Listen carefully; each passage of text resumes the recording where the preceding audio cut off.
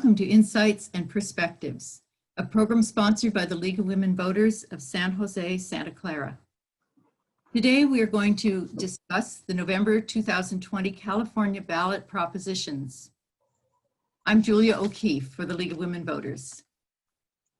The League of Women Voters does not support or oppose or endorse any candidates or political parties. We do sometimes support or oppose a particular measure after study, but this presentation will be educational, presenting both sides. We will explain the measures and give the pro and con arguments. As many of you know, evaluating a ballot measure is not easy. Here are some things to think about. First of all, examine what the measure seeks to accomplish. Do you agree with these goals? Is it good government, or will it cause problems needing court resolution? Does the measure mandate a government program or service without addressing how it will be funded? Does it create its own revenue source, or does it obligate general fund revenues?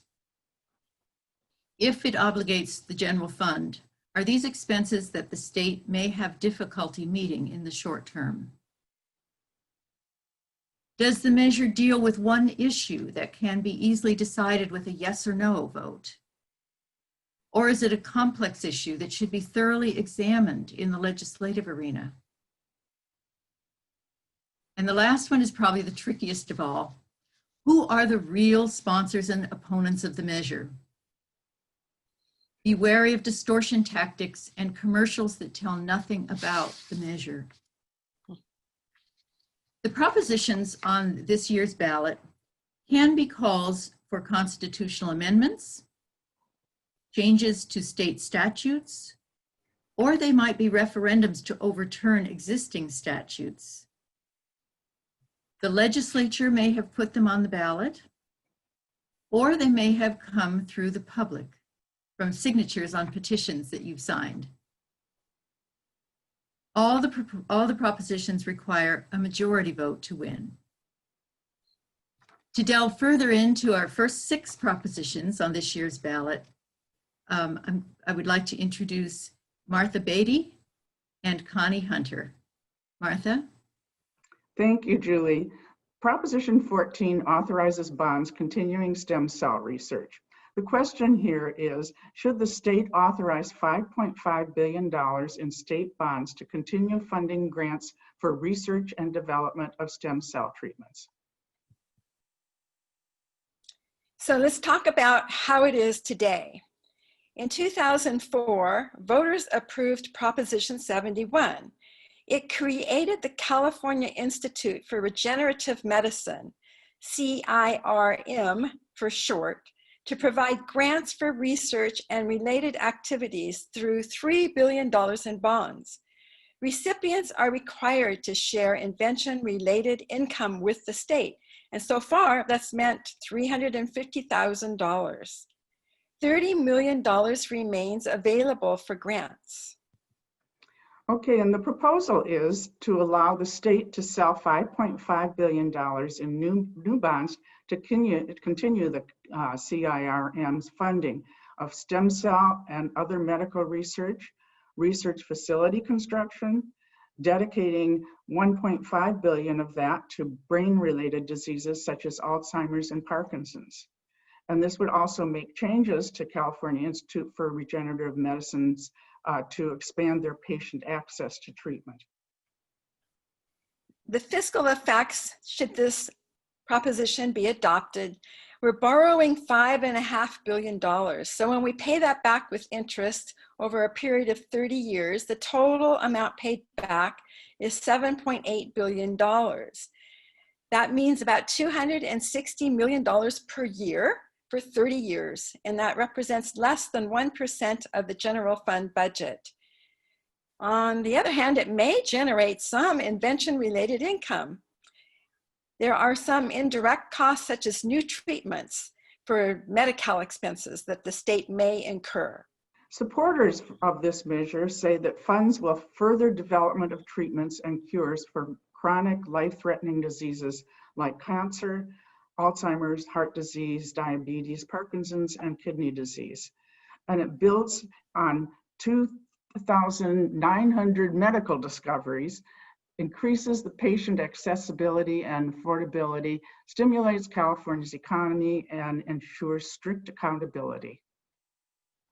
And the opponents, on the other hand, say that this proposition would commit $7.8 billion that we cannot afford during this economic and budget crisis when so many people are out of work. And besides, the federal government and private groups are already helping pay for important stem cell research. All right, we'll go on to now to the next proposition, which is Prop 15, and that is taxes on commercial and industrial property. The question here is, should the California Constitution be amended so that most commercial industrial property is reassessed on a regular basis? We know something about property taxes, but just let me provide you a few key points here. Property owners nowadays pay taxes based on how much the property was worth at the time it was purchased. The taxable value may increase by up to 2% each year. Business equipment is taxed based on how much it could be sold for. Money from property taxes, typically about 1.1% of the taxable value, goes to local governments. These include cities, counties, public schools, and special districts, such as library and fire districts. And the proposal is that commercial property would be reassessed periodically to market value if a business owns more than $3 million fair market value in commercial property. If less than that, the assessment remains as is. This will be phased in beginning with the tax year 2022-2023. There'd be no changes to taxes on residential homes or agriculture. And small businesses, those with less than 50 employees, would pay no tax on personal property, for example, computers and equipment. Large businesses would have the first $500,000 exempted. So the fiscal effects, should this proposition be adopted, are that several $100 million a year would be earmarked to pay for the increased cost that the county assessment incurs. By 2025, between $6.5 and $11.5 billion per year would be generated, with about 40% going to schools and 60% to cities, counties, and special districts. And supporters of this measure say that wealthy companies and business property owners should pay property taxes based on what their holdings are worth, and that Prop 15 will restore more than $11 billion a year to our schools and vital community services without raising taxes on homeowners, renters, and small businesses. On the other hand, the opponents say that billions in higher taxes will be passed on to California's small businesses in the form of higher rents, forcing layoffs and raising prices.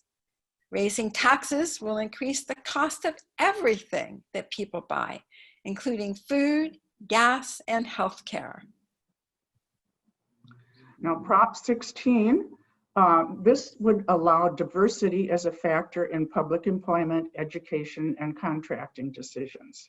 And the question here is, should public employment, education, and contracting decision makers be allowed to consider diversity as a factor? So right now, the way it works in California, 1996, the voters passed Proposition 209, which prevents public programs from discriminating against or granting preferential treatment to any individual based on race, sex, color, ethnicity, or national origin when making decisions about public education, public employment, and contracting. Affirmative action programs were discontinued as a result of the passing of Proposition 209, unless one of the exceptions applied. There's an exception that sex may be considered when it's necessary as part of normal operations. For instance, you may want to hire female prison guards for a female prison. Other characteristics may be considered when required to receive federal funding. So sometimes federal funding comes with some provision that a certain percentage of contracts are awarded to minority or women-owned businesses. Since 1996, some public entities have created or modified policies to consider characteristics that are not banned. So I'm thinking about like our California State University, University of California system, that rather than considering ethnicity, maybe they consider, are you the first person in your family to attend college? Or what high school are you attending? State and federal constitutions do require equal protection. Okay, the proposal for this, it's really simple. This is just going to repeal the section of the Constitution that prohibits that consideration. And that means that public colleges, universities, and agencies would again be allowed to create affirmative action and other programs to increase diversity. There's no direct fiscal effects because there's no changes that are actually required. Should the states and local entities take advantage of this change in law, then there could be some, but it would depend on what they do. And we don't know what that is. Okay, what supporters say about this is that Prop 16 will help women and people of color while fighting long-standing patterns of discrimination. And it fights wage discrimination and systemic racism. Despite living in the most diverse states in the nation, white men are still overrepresented in positions of wealth and power in California. On the other hand, the opponents say that only by treating everyone equally can a state as brilliantly diverse as California be fair to everyone. Politicians want to play favorites. Repealing Proposition 209 would be a step backward. Discrimination of this kind will divide us at a time we desperately need to unite, and strong anti-discrimination laws do remain in effect.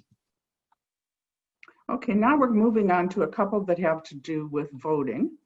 Proposition 17 would restore the right to vote after a prison term. And the question is, should people on parole be allowed to register to vote and to vote in elections? So right now, the people in prison or on parole are not allowed to vote. On the other hand, if you're in a county jail or you're supervised by a county probation officer, you are eligible to register to vote and to vote. There's about 50,000 people on parole right now. They're usually supervised in the community for a period of about 3 years after serving a prison term for a serious or violent crime.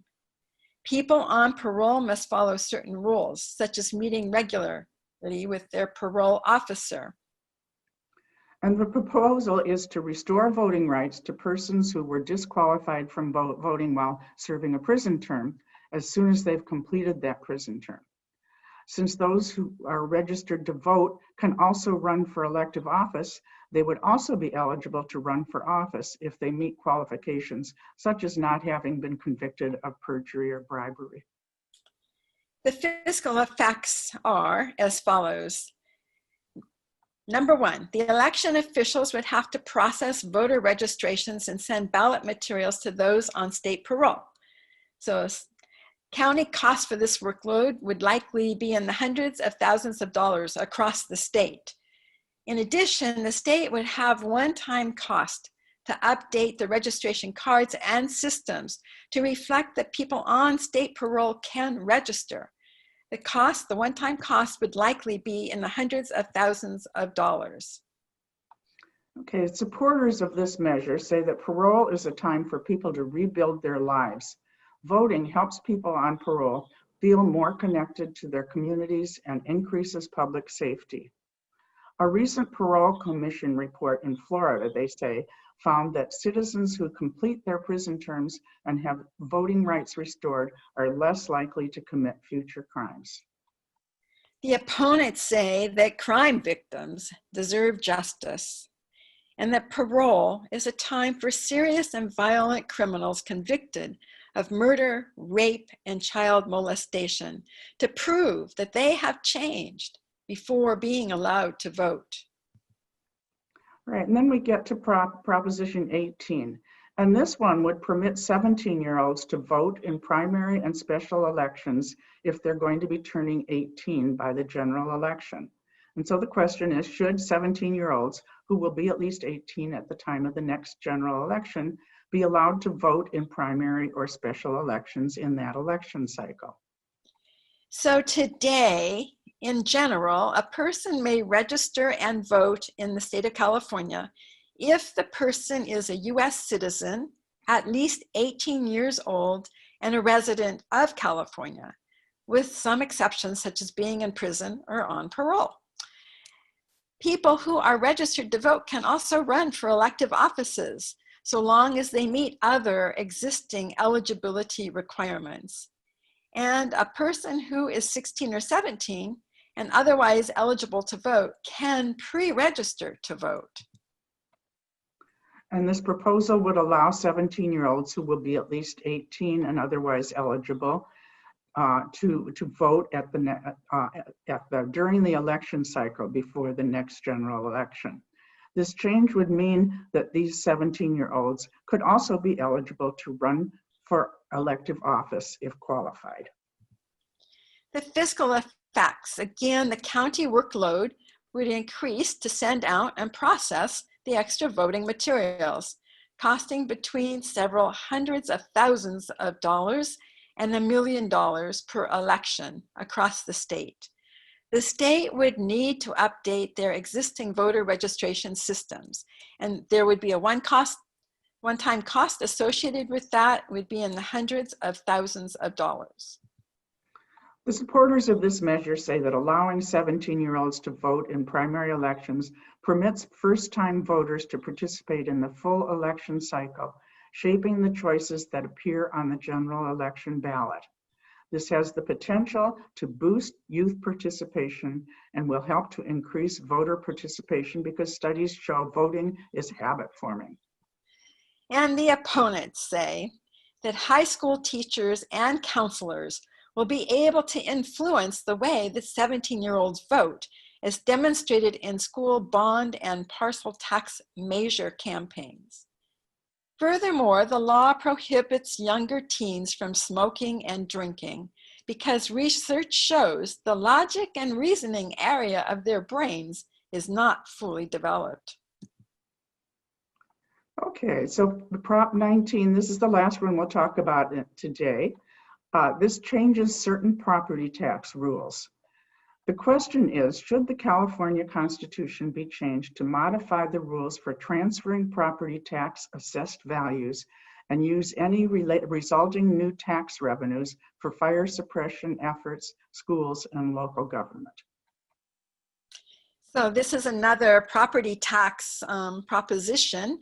So just by way of background, currently property owners in California pay taxes that are based on how much the property was worth at the time it was purchased. And the taxable value may increase by up to 2% each year. Property taxes are based on market value when a property changes ownership. So they get reset to the market value. There is a special rule though.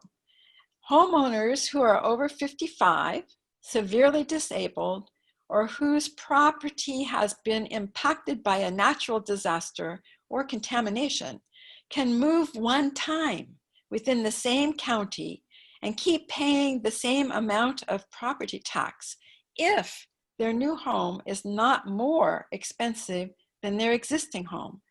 There are some reciprocal county agreements. Furthermore, another special rule is that children may inherit property from their parents without an increase in property tax. Okay, the proposal for this is that beginning in April 2021, homeowners over 55 or severely disabled would be permitted to transfer their primary residence's property tax base value to a replacement resident of any value anywhere in the state, up to 3 times in a lifetime. And this would keep they would keep the lower property tax bill if the purchase is less expensive, and have a reduced rate if it's more expensive. A one-time transfer for those whose homes were destroyed by wildfire or disaster would also be part of this proposal. The transfer of taxable values of inherited properties is eliminated unless the properties become the heir's principal resident or if it's a farm. And it allocates most resulting state revenue and savings, if any, to fire protection services and reimbursing local governments for these changes. So what are the fiscal effects? So we would expect to see that property taxes for local governments and schools would likely increase. For each of those organizations over time to a few $100 million per year. State funding for schools in some years might decrease by about the same amount as their property tax gains. That would result in state cost savings, which would then go to fire protection. Counties would need to have new staff and equipment, increasing the county's costs by tens of millions of dollars per year, some of which could be offset by the additional revenue. And the supporters of this measure say that Prop 19 limits taxes on vulnerable Californians, seniors, severely disabled homeowners, and wildfire victims. It also closes unfair tax loopholes when residential properties passes to heirs. And it increases fire protection, emergency response, and local government and school funding.